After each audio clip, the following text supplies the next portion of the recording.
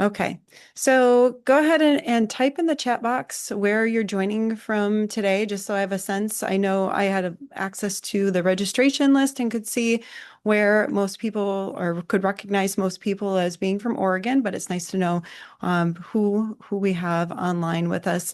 As I mentioned earlier, I'm Patty Skinkis, Viticulture Extension Specialist at Oregon State University, and I put together this webinar because I got a lot of questions in December about concerned growers who were interested in knowing what to do on farm this January or this winter when you started pruning, especially with the mind towards reducing vineyard inputs. And specifically, I use the term minimized farming. Over the last year, this has become a growing issue that people are very concerned about. And people called it many different terms, anywhere from mothballing to fallowing. And I want to clarify with the terminology of minimized farming. So what do I mean by minimized farming? So we're talking about a case where we are wanting to reduce our seasonal inputs to maintain vine health and productivity over the course of 1 or 2 seasons, maybe more, where we are not wanting to put as many inputs as we typically do in the vineyard. Now, we know that there's a lot of vineyard inputs that we typically have, and there's a lot of hesitancy to cut back on a lot of those. And that's a lot of the questions I've received since basically the end of 2024 until today. And this is really looking at how we can minimize our inputs. It's not talking about removing all inputs or doing fallowing or mothballing, because that's really detrimental to the vineyard and quite honestly would lead to a lot more steps that would be required to bring that vineyard back to production. So we're talking about bringing a vineyard block or vineyards back into normal production in the future. And this is some terminology that my colleagues and I have also been trying to use moving forward as we develop outreach materials in the Pacific Northwest in particular, and landed on this minimized farming. So specifically today, I'm going to be covering information about dormant pruning.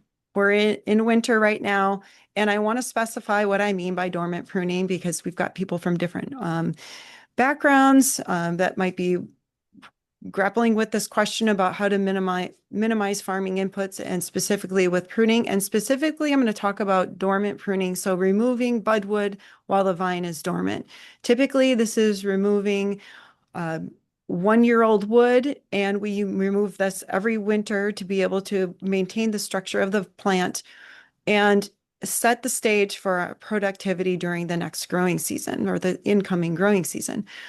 There's other aspects of pruning that I'm not going to specifically talk about here today. I'll touch on them a little bit, but in-season pruning, some people like to call them pruning, but we typically refer to those as hedging or cluster thinning. So I'm going to start right away. I'm going to start out with the questions that I have heard from growers over the last couple of months, and specifically in December. And some said, we really should have a webinar like this to be able to just determine what to do. And I really encourage you, if you are brave enough to unmute or type in your question in the chat box or the Q&A, please do so during today's webinar. But I'm going to address the two top questions that I kept getting. And that is basically, how should I prune this winter to reduce the fruit growth, the vine growth, or input costs? Oftentimes it just was as simple as, I don't need to farm my grapes for next year. I don't plan to harvest. What should I do during winter? And quite frankly, my first answer is, it is good that you're making this decision now rather than making the decision in June, July, or August, because you can't really reduce your input costs as much until you make those decisions early on. And then when should this type of pruning be conducted? Obviously, there's the how and the nitty-gritty details there. And then there's a lot of other questions that come to mind. And this is, how long will it take to get to get out of this mess, get out of this difficult market that we're faced with here in Oregon. And that we don't know. And, that's very difficult, that those are economic questions. And it's hard for me to say when you should stop farming acreage. And so I'm not going to really touch on those today. I know those are key questions that everybody wants the answer to, but those really depend on whatever direction the market takes. That's not just what happens in the vineyard, it's what happens in wineries and in sales of wine. But it also has to do a lot with your own ability to pay for the operational costs of the vineyard and also the investment. That's hard for me to say what that would be. So how long should you farm uncontracted acreage while waiting for the market to improve? That's not something I'm going to be able to address today, but I'll come back to that a little bit later with some considerations. But first, I want to start out with the key question when it comes to pruning is what would happen if we did not prune? And this is really tough for people to think about when you're thinking about production, because we always prune. You have to prune. That's something that we say from a production standpoint, you have to prune. But this really becomes an interesting question when we're talking about minimized farming and whether we're going to really devastate those vines longer term. And so I'm just going to start out with this. I actually cover this in my class that I teach. I would always ask this question and uh, to to talk about the physiological, but also the practical considerations of what pruning is involved with. So let's take an example of this vineyard right here in this picture. So this vineyard is cane pruned. It's got 6 canes per vine, 18 nodes per cane. And if one of those shoots grows per bud on this entire plant that you'll see on a per plant basis, we would have 108 shoots per vine. Now, this is a pretty high density vineyard that this picture was taken in. And if we cane prune the vine, it's 3-foot vine spacing. We prune to 1 cane per vine. We have 6 nodes per cane. 1 shoot grows per bud. We now have 6 shoots per plant. So we either don't prune and end up with 108 shoots and a mess. I think anybody who's walked into a vineyard would think, if I didn't prune, what would this look like? It would look like a really big, high density mess. And we have to cane prune and we get it back down to these small number of shoots that we can manage to make a nice open canopy for disease control, for fruit production, etc. But from this minimal farming situation where we're now reducing our input costs and might want to even consider not pruning, we have to consider really what would happen to the vine physiologically if we did not prune. And I know when a lot of people will ask questions, they'll say, what is the research? So, well, most of the time when we're doing research with productivity. We don't necessarily want to test out not pruning grapevines. But there is a gem of a study that was done by A.J. Winkler and published in 1931. So this is a screenshot of the University of California College of Agricultural Experiment Station Bulletin number 519. You can actually find this online. And this is oftentimes referenced in viticultural textbooks, specifically the General Viticulture textbook. But I went back to the source. So this was published in 1931 to show what the grapevine pruning actually does. And so this was something that they tackled way back then. They, in fact, started the projects in 1921, so over 100 years ago. And so I'll summarize some of the findings from that work. It may not address concerns in a typical production situation, but it gives us an idea of the fact that pruning is a devigorating process. And this study that was done, he basically took grapevines and either did not prune them or he pruned them, and he either pruned them as normal or did severe pruning, and he left the fruit on or removed it. Now, the key part of this study was, again, this was for the sake of research and looking at plant physiology. They compared everything to no pruning. So this middle bar here, let me put on my pointer so it's a little bit easier to see. And so this middle bar here, no pruning and no crop. And they literally removed all of the inflorescence from the plant as they started growing in spring. And then they went through and they had vines that were not pruned, but had part of the crop remaining or all of the crop removed. And then they had vines without crop and they were normally pruned or severely pruned. And what this is showing is the relative growth percent of the vine if you do normal pruning. So it was a devigorating process. It reduced the plant's growth by 25%. If you did severe pruning, it was 31%. And their pruning, I should mention, was spur pruning. So the normal pruning was spur pruning. The severe pruning was pruning to one bud, or actually not one bud, basal buds only. So basically pruning to a non-count spur. That would reduce the overall plant growth by 31%. Now, if you did not prune the plants and you reduced the amount of fruit, part of the crop was gone, you would reduce growth overall by 22%. Or if you had all the crop there, you would have your overall plant growth reduced by 36%. So it's just proving the point that pruning in itself is devigorating the plant. Some of that has to do with the crop being present. Sometimes it has nothing to do with the crop being present, and it has to do with the amount of buds that are growing and the link between auxin and the other shoots growing early in the season. Now, there's a whole bunch of other parts of the work that I didn't go into, that I'm not going to go into in today's presentation, but I pulled out the salient points, and one of them is related to pruning and its impact on overall growth during the seasons. Now, Winkler, when he did this study, was trying to prove the point that even though you prune more severely or less severely, or you remove the fruit from the canopy, the vine basically will compensate and grow differently. So he actually avoids the term vigor, and he talks about overall growth.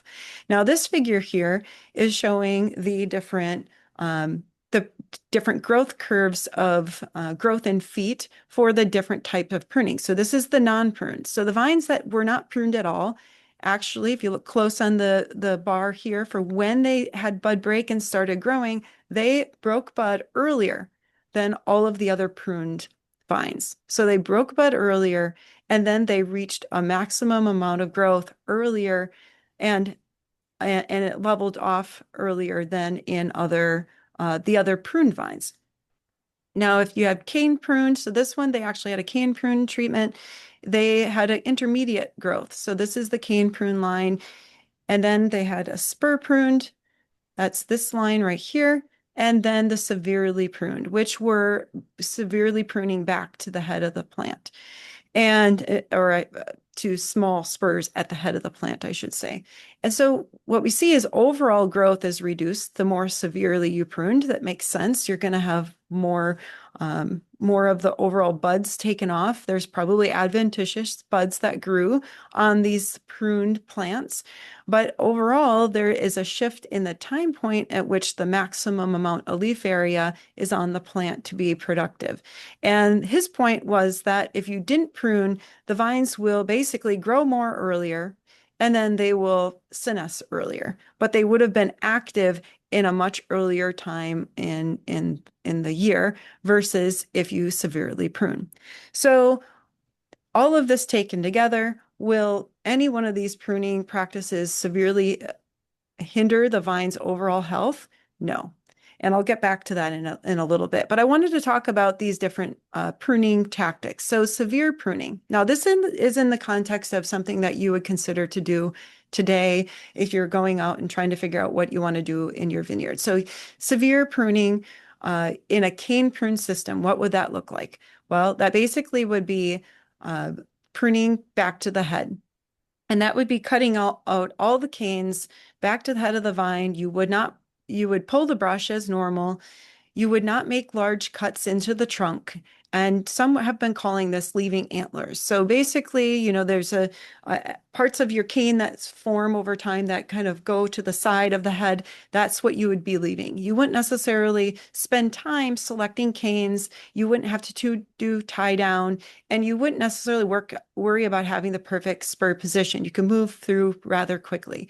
And so we did profile a few vineyards that did this severe pruning, and I'll talk about that a little bit later. We profiled those vineyards in 2025, and I'll show you some of the results of that. But this is just taking a typical spur prune plant and giving you an idea of where you'd cut. Here's another example because I had a lot of people asking what this would look like. It would be like taking this cane prune plant before it's been pruned, and instead of pruning it, selecting which canes you want and laying those down, you basically would go in and cut them off to these spurs that would be at the head. So you're leaving some 1-year-old wood on these spurs that exist at the head of the plant and letting it grow. So that would be severe pruning in cane pruned vines.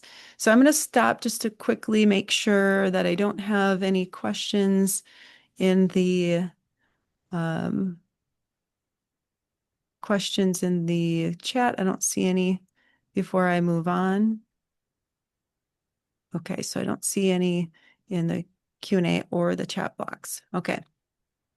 So next, I want to mention severe pruning if you spur prune. Now, I know a lot fewer people growers in Oregon use spur pruning, but if you are spur pruning, and I recognize there's people calling in from many different areas, and if you do severe prune, in spur pruning, you basically would cut back to the basal most bud, or what we call the non-count bud. You'd still pull the brush. And so when you cut back, you'd go back this severe. In fact, one could argue that maybe this is even a count bud, and it would actually be the one over here that's a non-count. But basically, you're cutting back your spur pretty close to that older wood. The cost savings here is that you're not selecting canes. There is no tie down, and you can use a mechanical pre-pruner to go through and do the first cut pass, and that would mean that you're not pulling brush by hand, and you can go in and do a fine-tuned cleanup. It's hard to get a pre-pruner to go down to those one bud spurs. And so that would be the severe pruning in the spur pruning. And I want to mention too that there's some people who have said they want to do spur pruning rather than cane pruning to save money. And that is in a minimally farmed situation where they're not hoping for fruit or needing fruit this next year. Basically, you would just go back into those cane pruned plants, cut back all shoots close to last year's cane, which is an example here. This is pretty far out, but you would cut closer in on these canes, and then you pull the brush. Your cost savings there is not having to select canes. There's no tie down, and you can again mechanize this with a pre-pruner running through before you do a fine-tune spur pruning if you'd like. So you can do these things. I'm not going to go into the debate between cane and spur pruning here. I've got publications and information on that. That's for considering if somebody were to transition to that for a typical production vineyard. For the case of this situation, we're not worrying about having the perfect cordon placement to establish a cordon. If you're minimally farming, you're just going through to reduce the amount of overall dormant wood that you have and buds on that plant going into the growing season, in part to devigorate the plant. Now, there's the option of minimal pruning as well. So minimal pruning, I did not mention no pruning at all because it's not advised. But the minimal pruning is just doing some level of removing extra bud wood quickly. So instead of removing maybe 80% or 90% of the buds as typically would be done through spur or cane pruning, you might be removing 60% or maybe 50% of the buds rather than that 80 to 90%. So minimal pruning shown here this was done. It's a spur pruned vineyard that was pre-pruned. And this would require the use, typically for minimal pruning would require the use of a pre-pruner or a mechanical pruner to run through the vineyard and be able to do that. Now, one of the key things about looking at the spectrum of doing minimal pruning versus severe pruning is what we expect to grow during the growing season. Again, the impact on what grows is going to be really big, but it really is coming down to we don't care about having fruit in the minimal farming situation, at least from most of the growers I'm hearing from. They're just trying to maintain a canopy and a healthy and vine health. But I wanted to share some expected outcomes. So there's a nice study that Mark Cleaver and Nick DeKuzlian published in 2005 of a study they did on standard pruning, hedge pruning, and minimal pruning. And this just gives a good example that the more severely you prune, there's going to be a trade-off for how much will actually grow in the plant and what that will look like for overall biomass production. So if you do your standard spur pruning, and this was a single canopy bilateral cordon, using Cabernet Sauvignon, they had a total of shoots per plant with standard pruning at 36.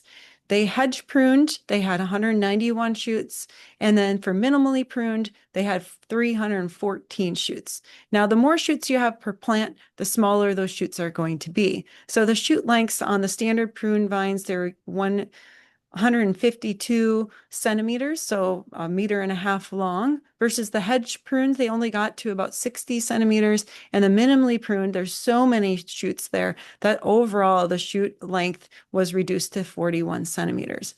Now, they have a whole bunch of other information here, but looking at total clusters, obviously, the more shoots you have, the more clusters you're going to have, and the cluster size will be smaller as well. They don't have that there, but we know that they will be much smaller clusters overall with more shoots that you have per plant. So you're going to have a lot more biomass. And I think a lot of people jump to thinking, well, I have to manage that biomass through the growing season, particularly for the disease aspects. Do I want to manage all of that? And another data way to share this data is looking at the same data. It's just looking at shoot length relative to shoot number. If you do your standard pruning, in this case, it was spur for them, they have fewer shoots, but much longer shoot lengths versus the hedge or minimally pruned, which will have many more shoots, and a lot of variability too in the number of shoots, but much shorter shoot growth overall. So the vines balance themselves out. So the take-home message is whether you severely prune or you minimally prune, you won't hurt the vine. The vines won't die. And this is assuming you have healthy, standard, healthy vines going into this production practice. The difference is the outcomes will differ. And this is where I have to take it beyond the Winkler 1931 study to now interpret it for what do we do in practice. But I wanted to cover that basic information about physiology because I think it's important for people to understand that you're not making some of these decisions. You will have more practical considerations you'll have to take into account. So there are three pruning scenarios that one could consider coming into 2026. There's severe pruning, you can normal prune, or you can do minimal pruning. Now, in these three cases, and I've talked to a number of people about this, and it's really hard for me to say exactly which one you need to do, so you'll have to think about this a bit yourself. But a lot of it has to do with what your goals are and what your site productivity of your site is and how much you're able to spend, what's your vineyard management budget for 2026. Severe pruning, originally I was recommending only for use in low to moderate sites, so sites that had low productivity. This would allow the vines to basically not have too much vigor when you're pruning it back severely. So even though I covered the physiological basis of pruning being a devigorating process, oftentimes balanced pruning requires that you leave more buds for very vigorous vines and fewer buds for low vigor vines.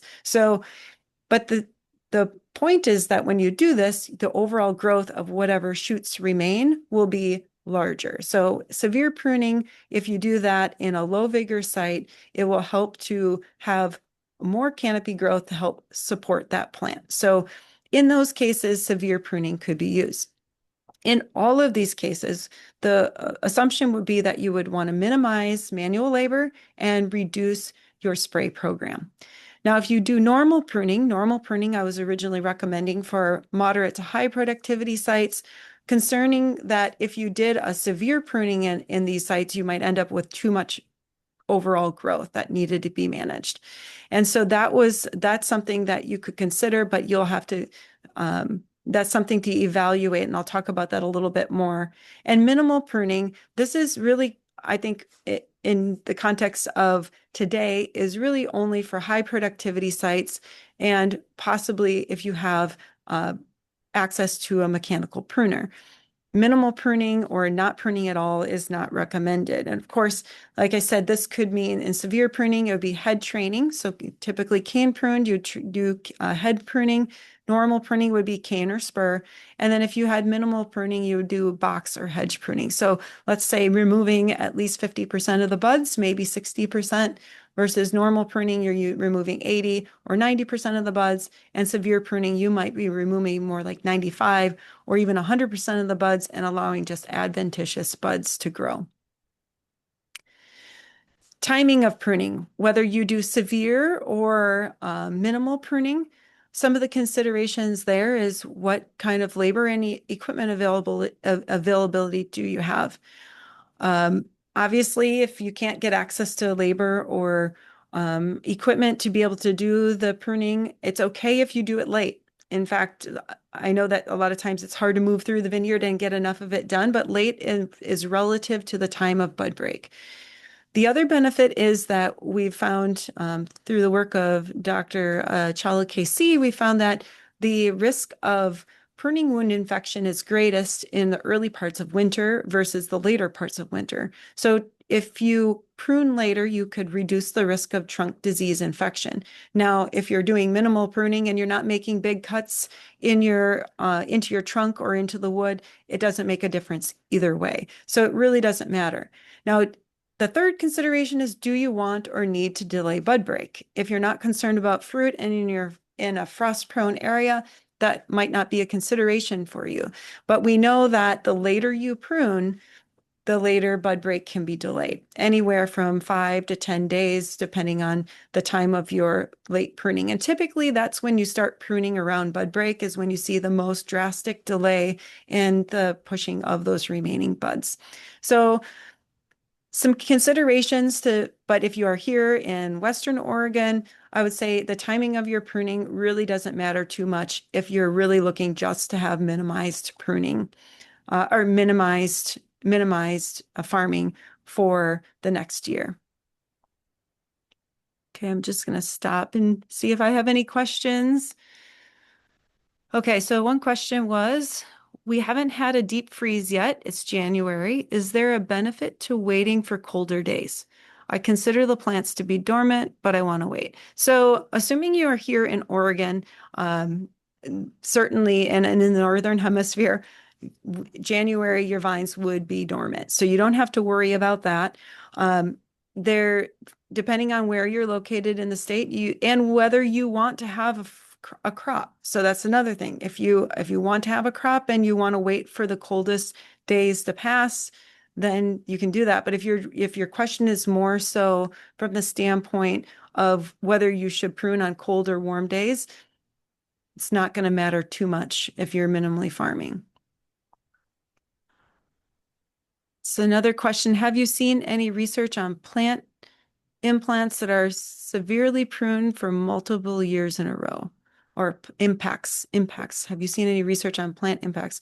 So that was actually part of the Winkler work that showed that if you severely prune for multiple years in a row, that you end up having the vine balancing itself over time. So you're severe pruning, you're devigorating it again. So I think there's a thought process, at least even for me, when I first started thinking about this and talking through it with growers, I thought if you continue to severely prune year after year, you would end up with over vigor. But the problem is, or the benefit is in this case, that if you severely prune multiple years in a row, it is a devigorating process. And while you can get really long shoots and a lot of adventitious growth, there's not the likelihood of having over vigor if that's your concern. One of the things I can say is if you did not severely prune year after year, that would be more detrimental than if you severely pruned multiple years, if that makes sense.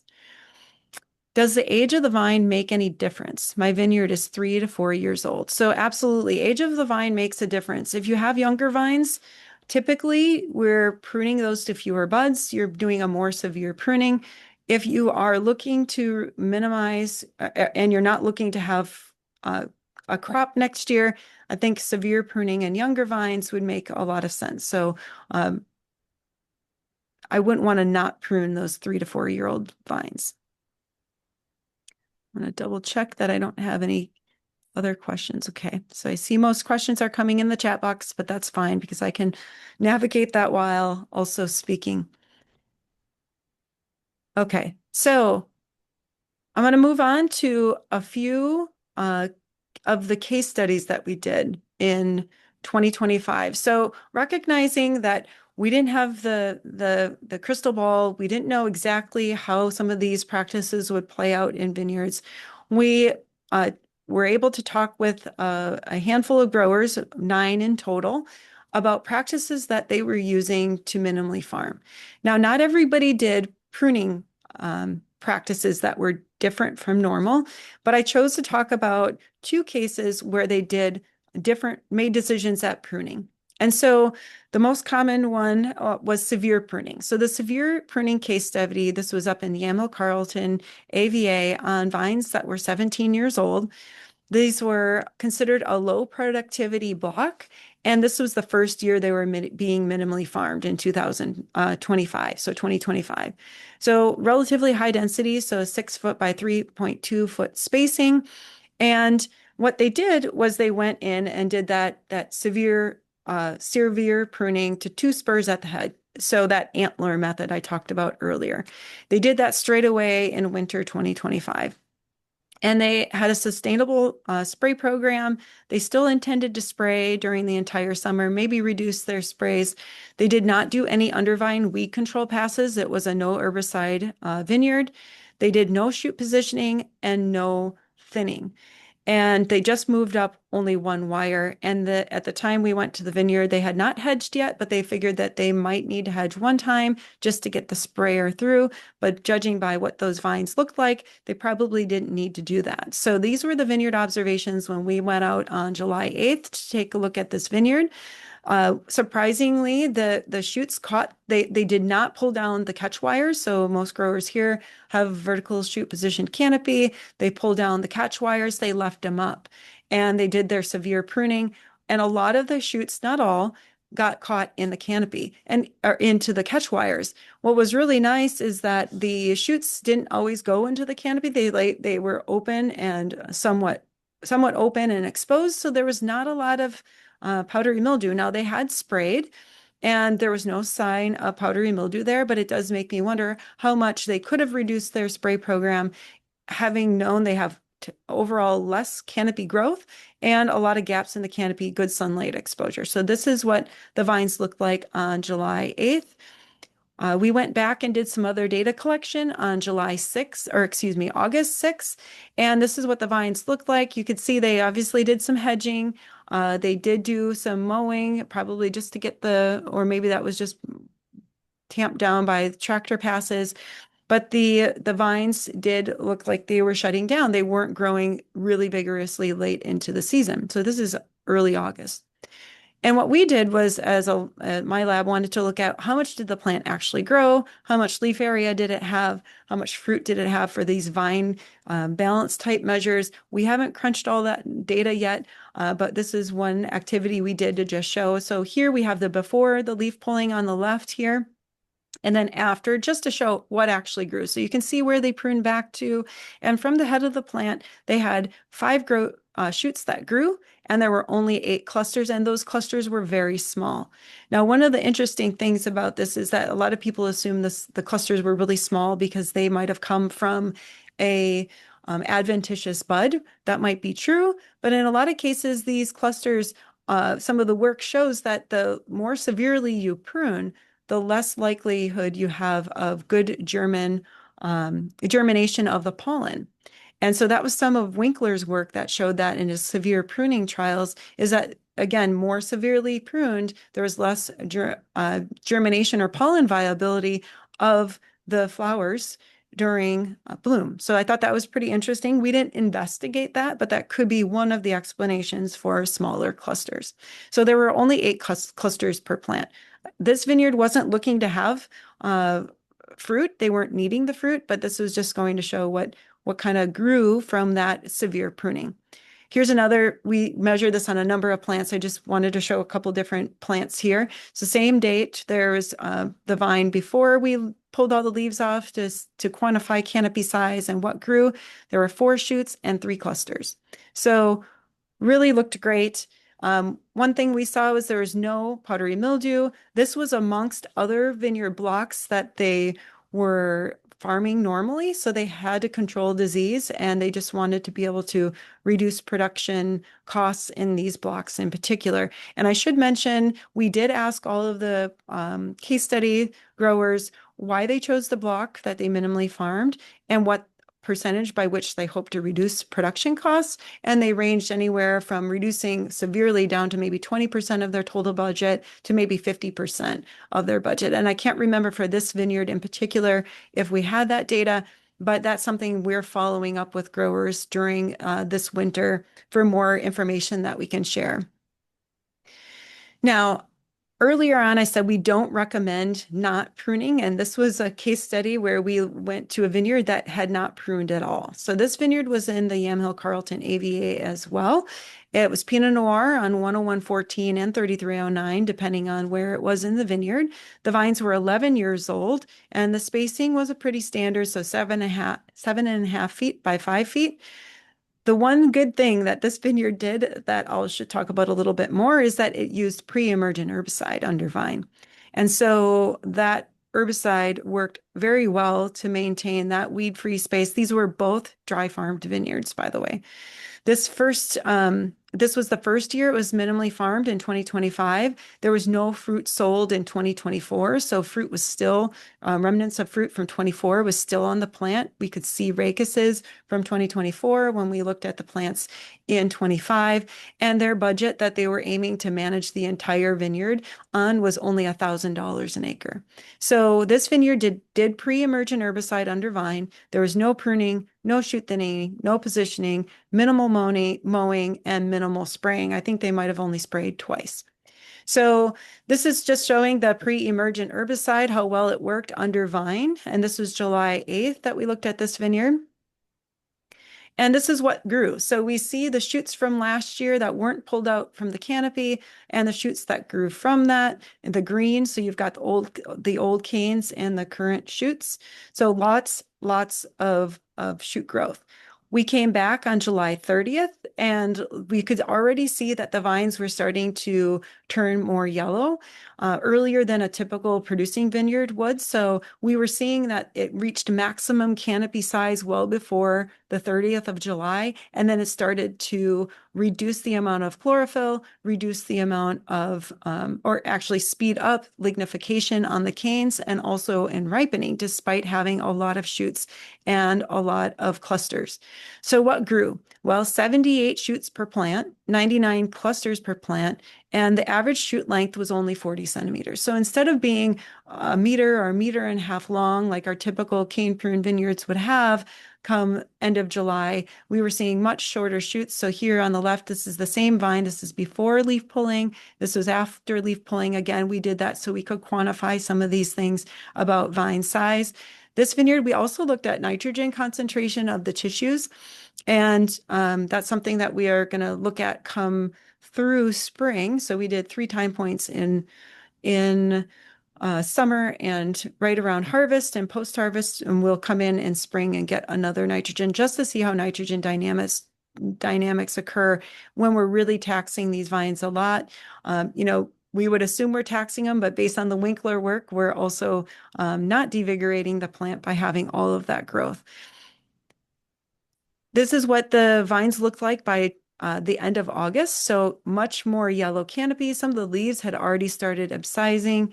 And we have some examples of scarring on the canes, but quite honestly, for having very few sprays, maybe only 1 or 2, there was a very low amount of powdery mildew. And the clusters you could see here are already, about half colored. And then this is what the vines looked like by September 11th of 2025. The clusters are fully colored. There's a lot of leaf senescence you can see here, well before we would typically see leaf senescence in vineyards at this time of year.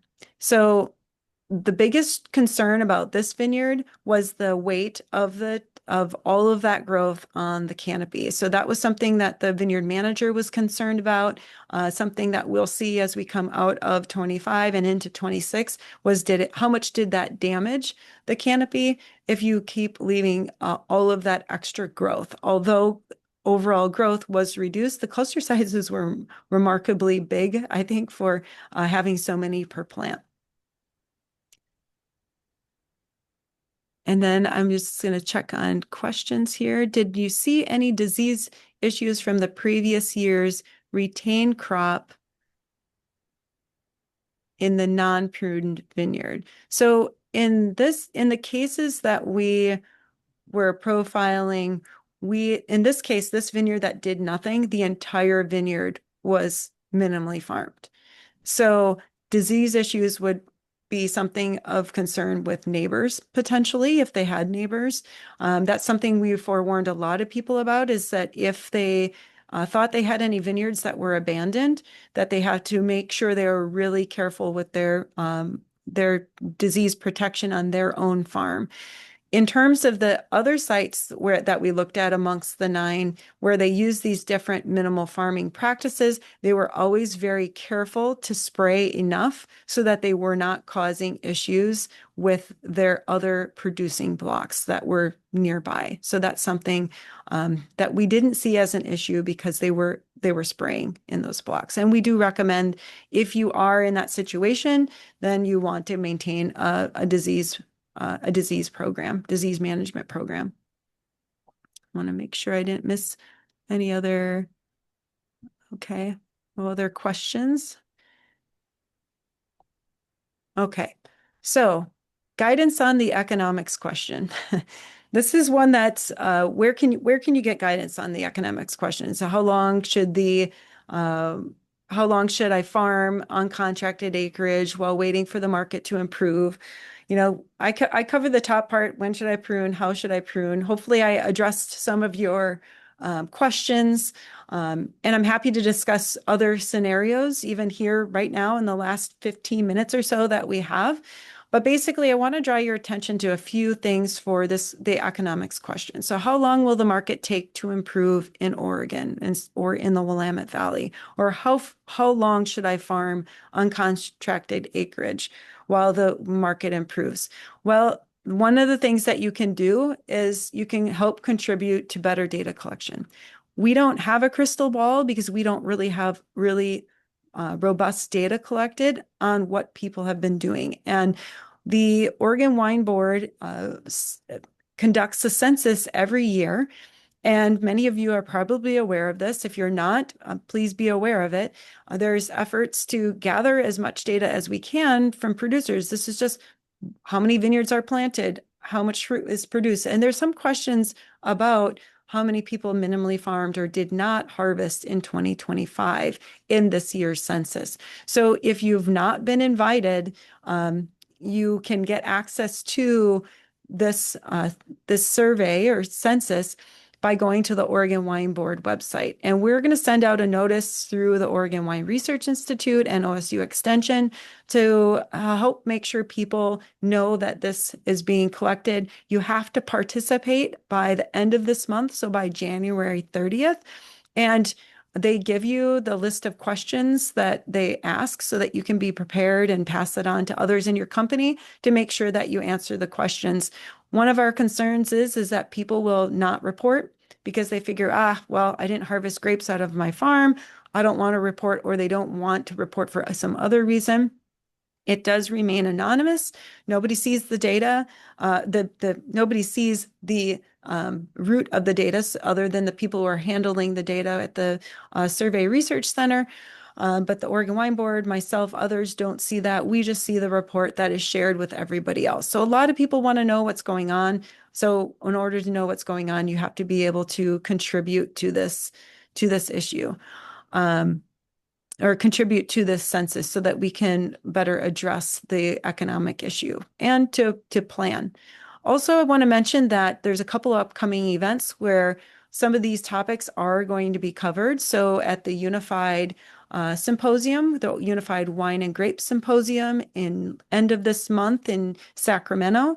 They've got sessions on business and operation breakouts that are going to address that. So you can consider attending that symposium, but also the Oregon Wine Symposium that is going to be on the 3rd and 4th of February up in Portland. Some of that will be discussed there. So I see there's another question that came in, so I want to address that. All right.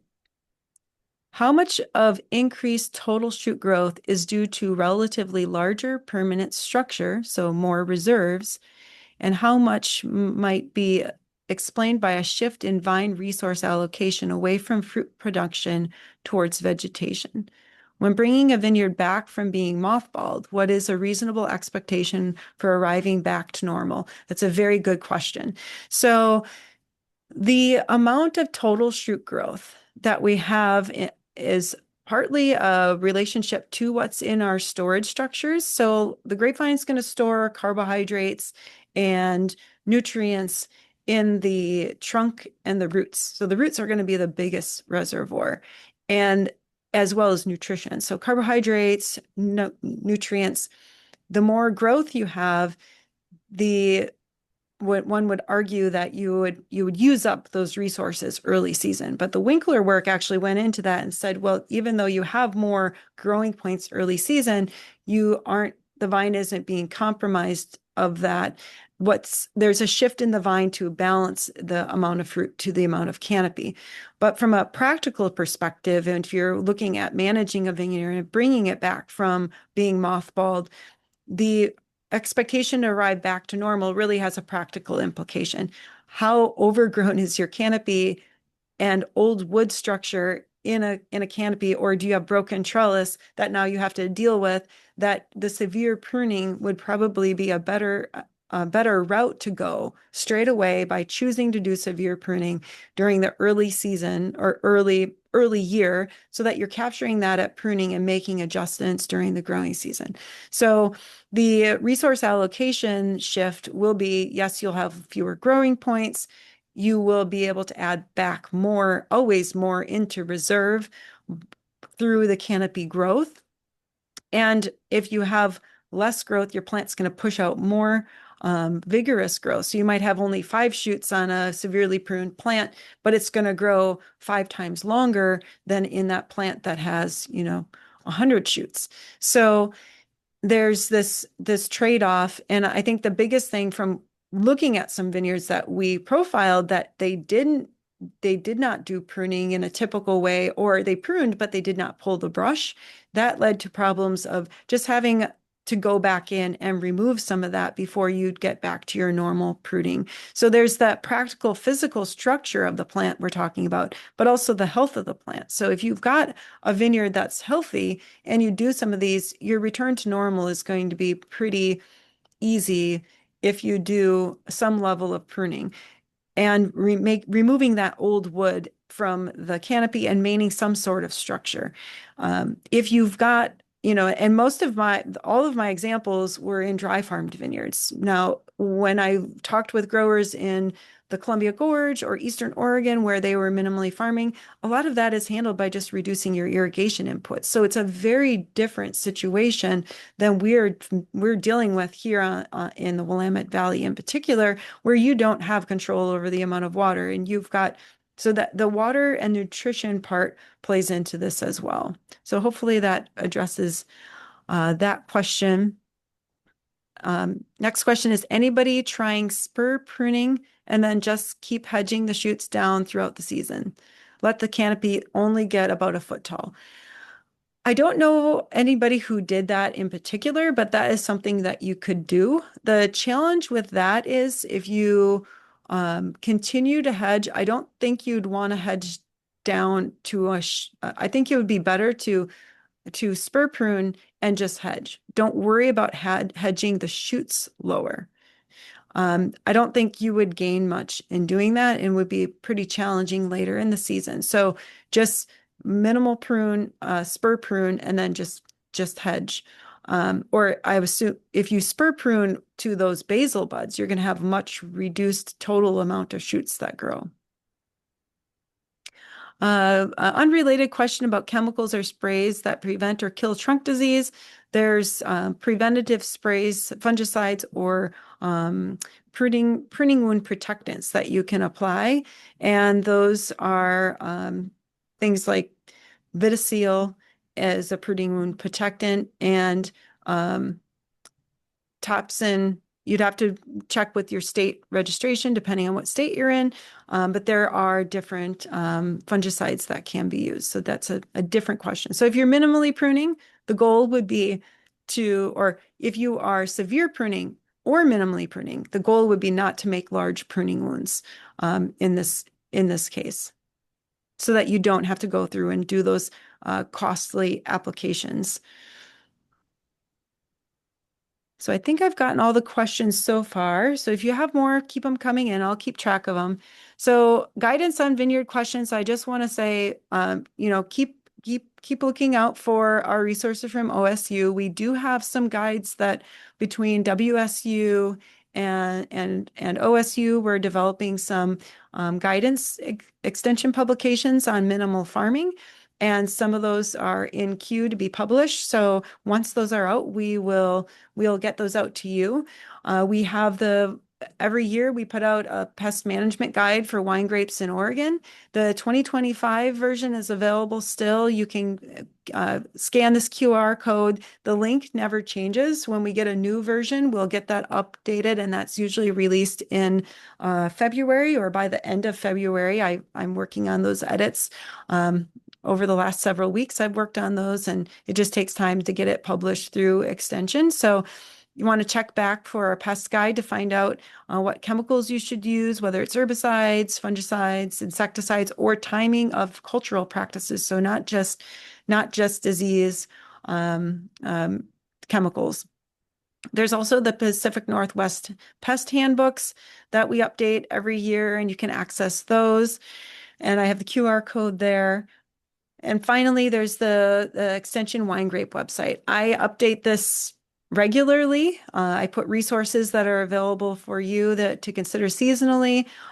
You want to bookmark this page and check it out. That's where we'll have information as it comes available. As I mentioned before, I've been working on profiling these case studies. That was the best way I could figure to look at minimal farming outputs, and we're going to wrap up some of that work this year by following up with the growers, and we'll share that with you in a much more extensive format this winter and spring through various events that we'll be having. And yes, this seminar is being recorded and will be available online. I have a OSU Extension YouTube page, and that's where I put all of the Vit Now seminars. So you'll be able to see the ones that I did last year in March as well. So I see a few other questions came in. In any case, minimal or severe pruning will have more costs to get a decent production in the future, meaning the labor that we will need, correct?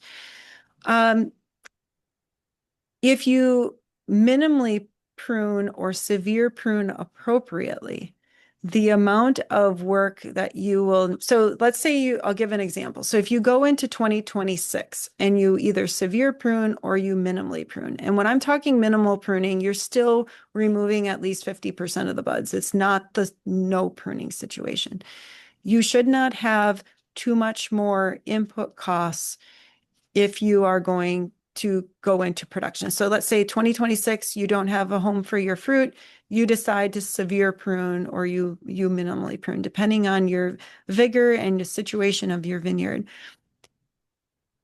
Your goal is to provide enough growth to your plant and enough availability of that growth to be serving as budwood for the following year. So that if you went into 2027 and you said, okay, now I have a home for this fruit, I'm going to prune normally, you should be able to do that if you do your pruning correctly. So you should not have to increase your production costs to get a decent production in the future. That's the goal of making the proper pruning decisions. And that's why we say do not prune. And the flip side is don't just cut off the heads of your plant. So If you have a cordon trained spur prune and you just want to cut the heads off or cut the trunk down, you wouldn't want to do that. You probably would have to retrain some sort of growth that you would not necessarily be able to have new growth budwood for the following year. So another question, which Winkler paper were you referencing for reduced fruit set due to severe pruning? So I will, that one is the Winkler, AJ Winkler, 1931, California Experiment Station Bulletin number 519. So it's all in there, and I can follow up specifically. If I was quicker and didn't have too many things going on with the computer, I would drop it in the chat here. But I can provide the link in my PDF and share it with everybody who registered today. So any resources can be on there. It's a really interesting study that was done a while ago. Any other questions? Let me see if we've got. Okay, so another question, to reduce chemical cost, how long in the season can you spray with sulfur? Okay, so I'm assuming you want to spray with sulfur for powdery mildew control. If the goal is just to reduce powdery mildew and you're not concerned about the fruit, spray until you no longer have concern about powdery mildew, which would be about mid-August for where you're located specifically. So in the Willamette Valley, you could spray sulfur and not have any issue if you're not using the fruit anyway. So some would argue you could use sulfur up to veraison and you wouldn't have any issues at all with reduction in the wines, but winemakers like to disagree on that. So my YouTube page is the Oregon State University Viticulture Extension. So if you type that in, let's see, I've got too many screens open. It's hard for me to plop that in, but that's where you can find. And if you go to my faculty page, it's also on my faculty page. So you should be able to find it there. So I see another question. Regarding winter pruning, some wine growers recommend pruning while leaving one side free of pruning wounds to maintain the sap flow, thus prolonging the plant's life. Grapevines have been growing for a long time. They'll figure it out. That's my simple answer. So the sap flow pruning is one of the ways that is encouraging growth and reducing trunk disease, but grapevines can grow around a lot. So I think in the case of the seminar today, which is about minimal inputs, you wouldn't be worried about doing sap flow pruning. And just doing minimal pruning or the antler method, severe pruning, could work just fine.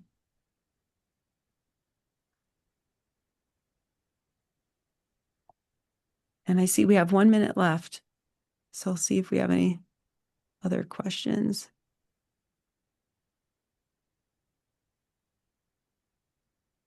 Don't see any more questions.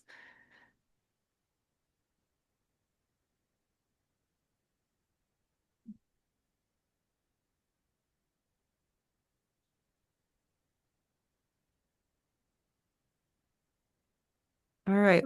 Well, thank you everyone for joining. And like I said, I'll reach out. You'll all receive a link to the recording and a PDF of the slides. And we'll have some links in there for you to consider reading if you want more information.